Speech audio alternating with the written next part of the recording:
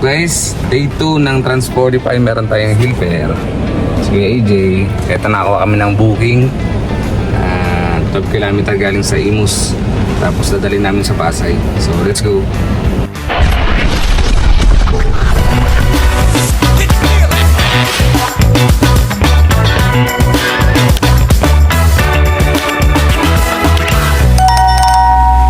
So ayan guys, dito na tayo sa pick up location sa Kawit, Cavite.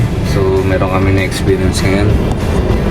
Kami yung pinapaprocess sa cargo sa NAIA. Panibagong experience na naman. Let's go. After ng 2 oras, sobrang haba ng proseso kaya medyo natagalan kami. Pero worth it naman kasi binigyan kami ng tip worth 800 pesos pangkain daw namin. So ayun, kumain muna kami ng mga inasal at medyo nagutom kami. Then after, abang ulit kami ng booking. Tayo ng pangalawang book. And time check 9:22. Pasay to Paranaque lang. Magkano yun na? 3:30. So malapit na to sa Cavite. Tapos diretso na kami uwi. So let's go.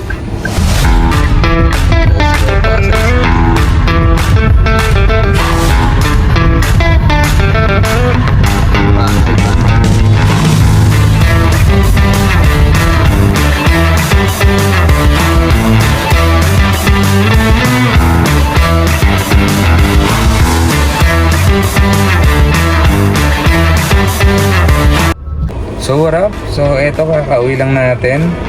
Wala na ulit tayo nakuha pabalik.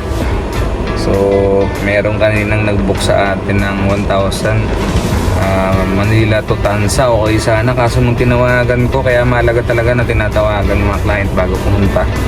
Sasakay daw sila, sariwa pa sa akin yung orientation na bawal talaga yung passenger kasi siyempre iba yung permit ng mga pag nagsakay ka, di ba? So alam na ng mga naka-TNBS na mga driver yan. So yung day 2 natin, ang book natin, nakadalawa tayo kasi late na rin tayo nagsimula gawa nung naka-coding tayo. So ang book natin nakuha, unang book completed. First booking natin, Kawit papuntang saan ba to? Eto, Pasay, 651 pesos. Tapos tayo pa yung pinaprocess dun sa may cargo, sa may NAIA.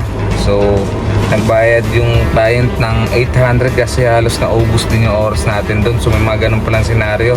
Munti ko rin din sana kunin, pero kung medyo ayaw nyo na mga ganong iwas kayo, so tawagin nyo talaga muna, no? Kasi mga 2 oras din yung processing pero okay na rin sa akin kasi pabor din kasi sanay tayo sa paperworks, tsaka naka-coding naman tayo. So nagantay na kami pag matapos yon, binigyan kami ng 800. So kulang naka 1,550 na kami sa biyahe na yun, kasama yung tip.